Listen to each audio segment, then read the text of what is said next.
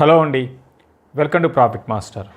ఇక ఈరోజు ఈ వీడియోలో మనం ఒక ఇంట్రెస్టింగ్ టాపిక్ మాట్లాడుకుందాం. అంటే రెగ్యులర్గా చేసే వీడియోలు కాకుండా ఒక ఇంట్రెస్టింగ్ అనమాట. లాస్ట్ వీడియో కింద ఒకరు మెసేజ్ పెట్టారు, శ్రీహరి గారు. అంటే మామూలుగా మనం పేర్లు చెప్పము, అయితే ఇది ఏంటంటే ఒక ఇంట్రెస్టింగ్ మెసేజ్ అనమాట. ఏంటి అంటే ఒక మంచి స్టాక్ జీవితాన్నే మార్చివేయాలి, కోట్లు సంపాదించాలి, అలాంటి స్టాక్ చెప్పండి. అదేవిధంగా వాళ్ళ ఫ్రెండ్స్ రియల్ ఎస్టేట్లో ఇన్వెస్ట్ చేసి బాగా సంపాదించారట. పాపం శ్రీహరి గారు స్టాక్ మార్కెట్లో ఇన్వెస్ట్ చేసి నష్టపోయానని చెప్పారు. అయితే దీనికి ఆన్సర్ అంటే మన ప్రాఫిట్ మాస్టర్ ని చూస్తున్న ప్రతి ఒక్కరు కూడా ఫస్ట్ నుంచి చాలామంది మెజారిటీ వాళ్ళు బాగానే సంపాదించుంటారు. బట్ ఎంత ఏంటి అనేది డిపెండ్స్ అండి. సో మనం ఏవైతే ఫండమెంటల్ పరంగా ఇన్వెస్ట్మెంట్ పరంగా చెప్తున్న కంపెనీస్ ఏవైతే ఉంటాయో అన్నీ కూడా చాలా మటుకు మంచి కంపెనీస్నే మనం చెప్తాము. కొన్ని సందర్భాల్లో అవి టైం బీయింగ్ కిందకి వెళ్ళినా కూడా మళ్ళీ అవి పెరగడానికి అవకాశాలు ఉంటాయి. ఫర్ ఎగ్జాంపుల్ మీకు బాగా తెలిసిన విషయమే, గ్లెన్మార్క్ ఫార్మా బాగా సతాయించింది ఒక టైంలో. బట్ ఈరోజు కానీ చూస్తే గ్లెన్మార్క్ ఫార్మా బ్రహ్మాండంగా పెరిగింది. అందరికీ 100% రిటర్న్స్ గ్లెన్మార్క్ ఫార్మాలో మనకి తెచ్చిపెట్టింది. సో అంటే ఇక్కడ మనకి కావాల్సింది ఏంటి అంటే, ఇప్పుడు మీరు అడిగిన ప్రశ్నలో మనకి స్టాక్ అనే పదం కాకుండా అసలు మనం ఇన్వెస్ట్మెంట్ చేస్తున్నాము అంటే ఒక కంపెనీ, అసలు కంపెనీ ఏంటి, వాళ్ళ బిజినెస్ ఏంటి, సో ఆ కంపెనీకి మనం స్టాక్ కొంటున్నామంటే దానికి అంత వాల్యూ ఇవ్వచ్చా అనే అంశాలు అనేది చాలా ఇంపార్టెంట్ అండి. అంతేగాని ఓన్లీ ప్రైస్ చూసి స్టాక్ని కొంటే ఖచ్చితంగా అందరూ కూడా ఓన్లీ ప్రైస్ని చూసి స్టాక్ కొన్న వాళ్ళందరూ కూడా ఇన్వెస్ట్మెంట్ పరంగా నష్టపోతారు. ప్రైస్ చూసి స్టాక్ కొనేది ఎవరు అంటే ట్రేడర్స్ మాత్రమే. ప్రైస్ యాక్షన్ అంటాం, బేస్డ్ ఆన్ ప్రైస్ యాక్షన్ చేసేది ట్రేడర్స్. వాళ్ళు స్టాప్ లాస్ పెట్టుకొని చేయాలి. ఓకే, సో ఇక ఈ ఇన్వెస్ట్మెంట్ పరంగా ఎటువంటి అంటే ఈ విధంగా మీరు నిజంగా ఒక ఐడియా జీవితాన్నే మార్చాలి, ఒక స్టాక్ మీ జీవితాన్ని మార్చాలి అంటే నిజంగా ఒక ఐడియానేనండి, స్టాక్ కాదు. మీ ఆలోచించే విధానము నిజంగా మీకు కోట్లు తెచ్చిపెడుతుంది. అదేవిధంగా కోట్లు నష్టపోయేటట్టు కూడా చేసేది మనం ఆలోచించే విధానమే. సో ఏ విధంగా ఆలోచించాలి బిజినెస్లో అంటే, ఫస్ట్ ఏంటంటే అండి, మనం స్టాక్ మార్కెట్లోకి వచ్చాము అంటే ఒక బిజినెస్లోకి వచ్చాము. సో చాలామంది ఏమనుకుంటారంటే స్టాక్ మార్కెట్స్ అంటే చాలా ఈజీ అనుకుంటారు. ఎందుకంటే వాళ్ళ చేతిలో ఫోన్ ఉంటుంది, అకౌంట్లో డబ్బులు ఉంటే చాలు, బ్యాంక్ అకౌంట్లో నుంచి ఫోన్లోకి ఏదైతే బ్రోకింగ్ కంపెనీ ఉందో దాంట్లోకి డబ్బులు ట్రాన్స్ఫర్ చేసుకొని స్టాక్స్ కొనుక్కుంటూ అమ్ముకుంటూ ఈ విధంగా బాగున్నప్పుడు అన్నీ బాగానే ఉంటాయండి. డబ్బులు వస్తూ ఉంటాయి, పోతూ ఉంటాయి, ఓవరాల్గా ఎంతో గెయిన్స్, మార్కెట్ బాగున్నంత కాలం బాగానే ఉంటుంది. వన్స్ డబ్బు కానీ మార్కెట్లోంచి పోతే అప్పుడు ఈ స్టాక్స్ అన్నీ కూడా భారీ ఎత్తున మనకి పడ్డం అనేది ఉంటుంది. సో అందుకే మనం నమ్ముకోవాల్సింది బిజినెస్ని. ఫస్ట్ మీకు అవగాహన ఉండాలి, ఆ బిజినెస్ మీద బాగా నమ్మకం ఉండాలి. అంటే మీరు ఏదైతే స్టాక్ని సెలెక్ట్ చేసుకున్నారో ఆ స్టాకు అంటే వాళ్ళు ఏం చేస్తారు అసలు, ఫస్ట్ స్టాక్ అనే పదం నేను ఎక్కువ వాడను, ఆ కంపెనీ ఏంటి, సో ఆ కంపెనీకి నిజంగా వాళ్ళు చేసే బిజినెస్కి భవిష్యత్తు ఉందా, ఒకవేళ ఉన్నా కూడా నిజంగా అంత రేటు పెట్టి ఆ కంపెనీని మనం కొనొచ్చా. ఫర్ ఎగ్జాంపుల్ మనం ఇల్లు కొనాలనుకుంటున్నాం అనుకోండి, ఆ ఇల్లు వాల్యూ 2 కోట్లని మామూలుగా మనం లెక్కేసుకుంటే, అమ్మే ఆయన 4 కోట్లు చెప్తే మనం కొనం కదా, మన లెక్కలు మనకు ఉంటాయి. ఎన్ని గజాలు ఉంది, సో కన్స్ట్రక్షన్ ఏ విధంగా జరిగింది, సో ఇంటీరియర్స్ ఏ విధంగా ఉన్నాయి, సో ఇవన్నీ లెక్కలు వేసుకొని మనకంటూ ఒక 2 కోట్లు మనం చెప్తాం. ఒక 5 లక్షలు 10 లక్షలు అటు ఇటుగా మనం ఇల్లు కొనడానికి ప్రయత్నం చేస్తాం. అంతేగాని సెల్లర్ ఎంత చెప్తే అంత మనం కొనం కదా. సేమ్ ఇక్కడ కూడా స్టాక్ మార్కెట్లో మనం ఒక కంపెనీకి ఒక వాల్యూ అనేది ఉంటుందండి. ఇంకా ఆ వాల్యూ దాన్ని ఏమంటారంటే ఇంట్రెన్సిక్ వాల్యూ అంటారు, ఫెయిర్ వాల్యూ అంటారు. మళ్ళీ ఇంట్రెన్సిక్ వాల్యూ, ఫెయిర్ వాల్యూ ఏ విధంగా డిటర్మైన్ చేయాలి అనేది ఇది పెద్ద స్టోరీ. అది సెక్టార్కి వేరేగా ఉంటుంది, అన్నిటికీ ఒకటే కాదు. అదొకటి. తర్వాత దీని అన్నిటికన్నా మించి మనం చూడాల్సింది భవిష్యత్తు అండి. భవిష్యత్తు ఏ విధంగా మార్పులు రాబోతున్నాయి మన దేశంలో, వ్యాపార పరంగా ఎటువంటి మార్పులు, ఎకానమీ పరంగా ఎటువంటి మార్పులు. ఫర్ ఎగ్జాంపుల్ మీకు జొమాటో ఉంది, మీ అందరు తెలిసిందే. జొమాటో 50కి వచ్చినప్పుడు, 55కి వచ్చినప్పుడు నేను అందరూ వద్దంటున్నా కూడా నేను ఎంత స్ట్రాంగ్గా చెప్పానో మీకు తెలిసిందే. సో ఈరోజు అది 120, 130, 140కి వచ్చేసింది. ఎందుకు అంటే వాళ్ళ బిజినెస్ కోర్స్ వాళ్ళు లాస్లో ఉన్నారు, దానికి ఏముంటుంది, వాల్యూ ఏముంటుంది, ప్రాఫిట్ ఉండదు, పిఈ ఉండదు, ఏమి ఉండదు, ఈపీఎస్లో ఏమి ఉండదు, అంతా కూడా నష్టాల్లో ఉంది. కాకపోతే వాళ్ళ చేసే బిజినెస్లో వాళ్ళ బిజినెస్ ఏ విధంగా ఉందో దానికి మంచి భవిష్యత్తు ఉంటుంది. అటువంటి వాటిలో మీరు అటువంటి ఐడియాస్ మీ దగ్గర ఉంటే డెఫినెట్గా మీరు స్టాక్ మార్కెట్లో మీరు అన్నట్టుగా కోట్లు సంపాదించవచ్చు. రియల్ ఎస్టేట్ కన్నా ఎక్కువ ఇందులో సంపాదించే అవకాశాలు ఉన్నాయండి. ఎందుకు చెప్తున్నానంటే మన దేశము చాలా ఫాస్ట్గా ప్రపంచంలోనే అన్ని దేశాలతో పోలిస్తే ఫాస్టెస్ట్ గ్రోత్ కనపరుస్తూ ముందుకు వెళ్తున్న దేశం మనది. నెక్స్ట్ 2 ఏళ్లలోనే మనము నెంబర్ 3 పొజిషన్కి వెళ్తాము. జపాన్ కూడా దాటే అవకాశాలు ఉన్నాయన్నమాట. కాబట్టి ఇటువంటి టైంలో మంచి బిజినెస్ని మీరు అర్థం చేసుకొని ఇన్వెస్ట్ చేస్తే మీకు మంచి లాభాలు వస్తాయి. మీకు ఒకవేళ అర్థం కాకపోతే, అంటే అర్థం కాని బిజినెస్లో మీరు అటువంటి స్టాక్స్లో మీరు ఇన్వెస్ట్ చేయకండి. ఫర్ ఎగ్జాంపుల్ సింపుల్గా నేను C8 గతంలో మీ అందరూ తెలిసిందే, C8 1000లో చెప్పాను, 1200లో చెప్పాము, 1500లో ప్రతిసారి కూడా స్టాకు ఇన్వెస్ట్ చేసుకోవచ్చు అని చెప్పాము. ఈరోజు అది దగ్గరగా 2500 ఈవెన్ 3000 దాకా వెళ్ళింది. సో ఇంత పెరిగినా కూడా దాని వాల్యూ పరంగా చూస్తే ఇప్పటికీ C8 not even 12,000 crores market cap లేదండి. అటువంటి స్టాక్స్ని మీరు ధైర్యంగా కొనుక్కోవచ్చు. ఈరోజుని కాదు, పడినప్పుడల్లా కూడా మీరు అటువంటి స్టాక్స్ అంటే ఆ నమ్మకం ఒకవైపు ఏమో మనకి ప్రతి ఇయర్ మనకి సేల్స్ ఆటోమొబైల్స్ పరంగా చూసుకుంటే రికార్డు స్థాయిలో మనకి కార్లు కానివ్వండి, 2 వీలర్స్ కానివ్వండి, బస్సెస్ కానివ్వండి, కమర్షియల్ వెహికల్, ఈ విధంగా కమర్షియల్ సేల్స్ పెరుగుతున్నాయి.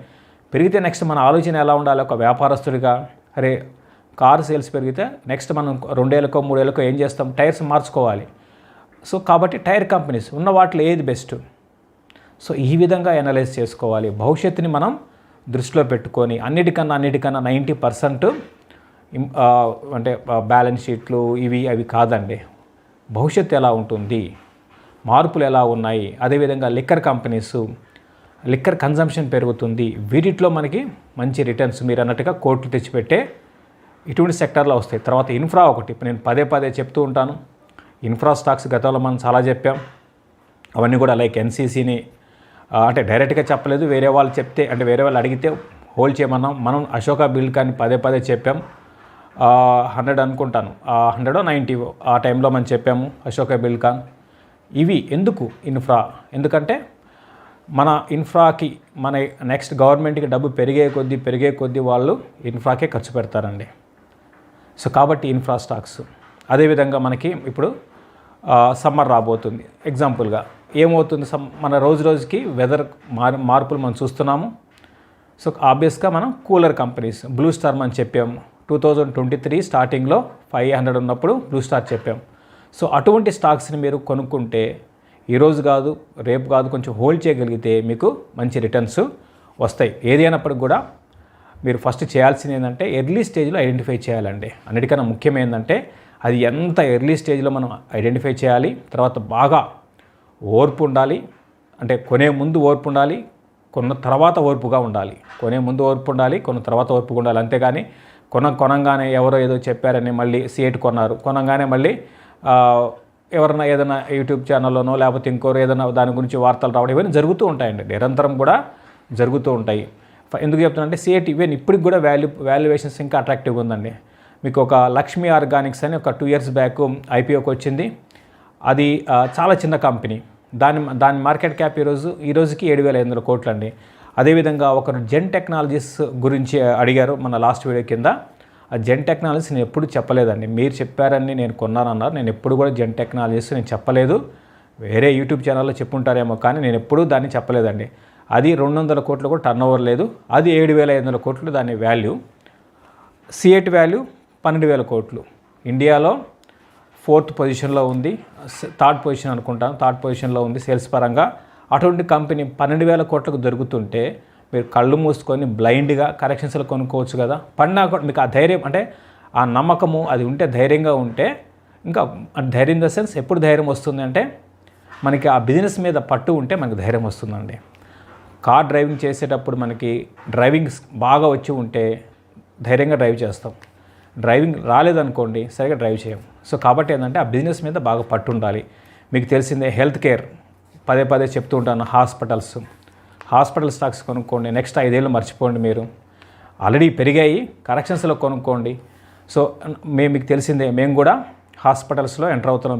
పెద్ద ఎత్తున హాస్పిటల్స్ని పాన్ ఇండియా మొత్తం కూడా ప్రారంభించాలని భవిష్యత్తులో ఆలోచనతో ఎంటర్ అవుతున్నాం.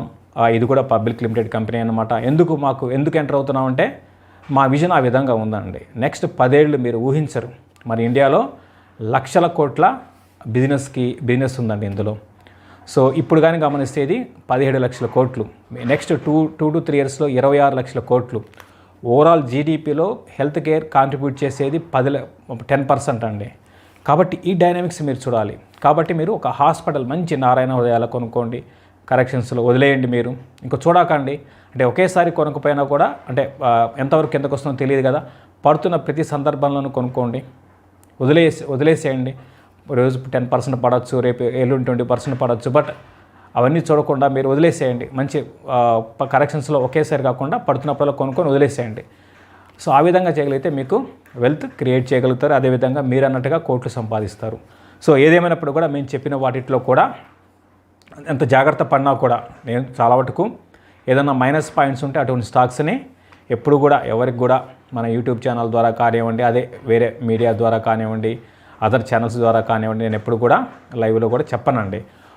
అంత జాగ్రత్త పడుతున్నా కూడా, అంత జాగ్రత్తలు నేను తీసుకుంటున్నా కూడా మెచ్యూర్గా ఒకప్పటికి ఇప్పటికీ మనకి మనం మారాలి. ఒకప్పుడు నేను ఇంత మెచ్యూరిటీ నాకు లేదని అనుకుంటున్నాను, అంటే ఒక 10 ఏళ్ళ క్రితము ఈ రోజుకి అనుకుంటున్నా, ఈరోజు కొంచెం అనుకుంటున్నా. ఇంకా మనం మార్చుకుంటూ పోవాలి, మన తప్పులు మనం తెలుసుకుంటూ పోవాలి. సో మెచ్యూర్గా వ్యవహరించాలి, అంతేగాని బ్లైండ్గా ఎవరో ఏదో చెప్పారని, లేకపోతే థంబ్నెయిల్స్ చూసి అదేవిధంగా అందరూ కొంటున్నారని కాకుండా మనం ఒక డిఫరెంట్ దాంట్లో వెళ్ళాలి. ఇన్ని జాగ్రత్తలు ఇంతకుముందు చెప్పడం మర్చిపోయాను. ఇన్ని జాగ్రత్తలు తీసుకుంటున్నా కూడా ఈ మధ్యకాలంలో పాలిప్లెక్స్ నేను చెప్పాను, ఎవరెక్కడ కొన్నా కూడా అది కిందకు వచ్చింది. సో అది నేను ఎంత జాగ్రత్తలు తీసుకొని అతి జాగ్రత్త మీకన్నా ఎక్కువ నేను భయపడతాను ఏదైనా చెప్పాలి అంటే. సో అయినా సరే ఆ స్టాక్ కిందకు వచ్చిందనమాట. సో పర్లేదు, ప్రస్తుతానికి హోల్డ్ చేయండి చెప్తున్నాను, అంటే మామూలే సాధారణం. అందుకే మనం మొత్తం డబ్బు తీసుకెళ్ళి ఒకే కంపెనీలో పెట్టడం కన్నా అట్లీస్ట్ ఒక 4-5, అంటే కొంతమంది అంటే 30-40 స్టాక్స్ ఉంటారు. సో ఎంత ఎక్కువ స్టాక్స్ మన పోర్ట్ఫోలియోలో ఉంటే అంత మనకి డౌన్ సైడ్ రిస్క్ తక్కువ ఉంటుంది, కాకపోతే రిటర్న్ ఆన్ ఇన్వెస్ట్మెంట్ కూడా తక్కువ ఉంటుంది. ఒక 20-25 స్టాక్స్ పోర్ట్ఫోలియో అయితే బెటరు. కొంతమంది ఏం చేస్తారంటే 4-5 స్టాక్స్ పెట్టుకుంటారు, ఓకే అట్లనే పర్లేదు. అంతేగాని ఒకేసారి మొత్తం ఉన్న 1 కోటో 2 కోట్లు 5 కోట్లు 10 కోట్లు ఒకే స్టాక్లో పెట్టడం అనేది కరెక్ట్ కాదు. బట్ ఏదేమైనప్పుడు కూడా ఇవన్నీ కూడా పెద్ద సబ్జెక్ట్ అండి, అంత ఈజీ కాదు, ఒక రోజులో వచ్చేది కాదు. ఎప్పటికప్పుడు మన మిస్టేక్స్ని మనం తెలుసుకొని రిపీటెడ్ ఆ మిస్టేక్స్ని, అంటే నిన్న చేసిన తప్పుని మళ్ళీ ఈరోజు చేయకుండా ఉంటే చాలు, సక్సెస్ అనేది వస్తుంది. ఇటువంటి అంశాలన్నీ కూడా మనం ఇన్వెస్టర్స్ మీట్లో మాట్లాడుకుంటాం. విజయవాడలో మనకి ఇన్వెస్టర్స్ మీట్ జరుగుతుంది February 4th.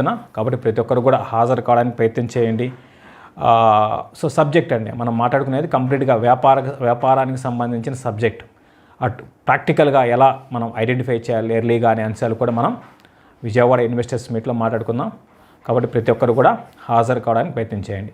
Thank you. Stock market లో 2 దశాబ్దాలకు పైగా అనుభవం, తెలుగులో వేలాది లైవ్ టీవీ షోల ద్వారా లక్షలాది మందికి మార్కెట్ విజ్ఞానం. మిడ్ స్మాల్ క్యాప్ స్టాక్స్ ను ట్రెండ్ కు ముందే పట్టుకోవడంలో దిట్ట. సూటిగా సుత్తి లేకుండా నిక్కచ్చిగా స్టాక్స్ ఎనాలిసిస్. ప్రపంచవ్యాప్తంగా ఉన్న లక్షలాది మంది తెలుగు ఇన్వెస్టర్లు ఇష్టపడే డిఫరెంట్ స్టైల్ ఆయన సొంతం. కామన్ మ్యాన్ కు అర్థమయ్యే విధంగా సింపుల్ భాషలో మార్కెట్ గైడెన్స్. అనలిస్ట్ శేషును వ్యక్తిగతంగా కలిసి ఆయన వ్యూహాలను తెలుసుకునే అద్భుత అవకాశం. February 4వ ఆదివారం. వేదిక hotel Minerva grand, PVP mall పక్కన, MG road, Vijayawada. Fees registration కోసం 7702906749 లో సంప్రదించండి. Please like, subscribe and share our videos.